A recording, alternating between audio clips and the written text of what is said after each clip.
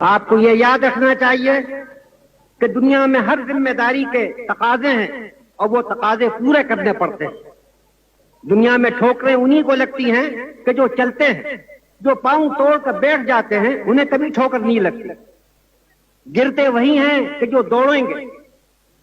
کانٹے انہی کے تلووں میں چپتے ہیں کہ جو دوڑتے ہیں.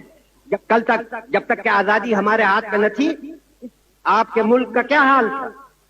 وہ اپنی قسمت کا مالک نہیں تھا، اس کی قسمت دوسروں کے ہاتھوں میں تھی. آپ کا امن بھی آپ کے قبضے میں نہ تھا، آپ کی بے امنی بھی آپ کے قبضے میں نہ تھی. جب کبھی ملک میں بد امنی ہوتی تھی تو آپ اپنے طرف نہیں دیکھتے تھے، ان کے طرف دیکھتے. جب آپ کو کوئی تکلیف و پریشانی ہوتی تھی آپ ان کے آگے مجبور ہوتے تھے کہ اپنا ہاتھ بڑھائیں. لیکن آج وہ نہیں ہے.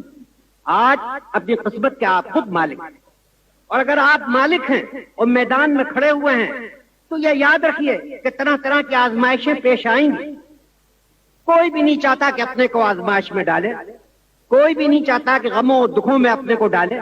لیکن اگر ہم نے ذمہ داری کا بوجھ اٹھایا ہے تو طرح طرح کی پریشانیاں ہمیں پیش آئیں گی. اگر ہم میدان میں دوڑ رہے ہیں تو قدم قدم پر ہم کو ٹھوکروں سے دوچار ہونا پڑے گا. اس سے ہمیں گھبرانا نہیں چاہیے، اس سے ہمیں اکتانا نہیں چاہیے.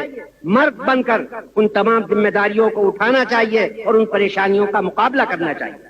اگر ایک زندہ انسان ہے اور اس کی رگوں میں گرم اور زندہ خون دوڑ رہا ہے تب اس کے لیے بیماریاں بھی ہیں، ٹھوکریں بھی ہیں، مصیبتیں بھی ہیں، ہر طرح کی پریشانیاں بھی ہیں. تو زندگی کا معنی یہی ہے کہ ہم بوجھ اٹھائیں، اور بوجھ اس طرح نہ اٹھائیں کہ گھبرائے ہوئے اٹھائیں، مردوں کی طرح ہمت کے ساتھ اٹھائیں.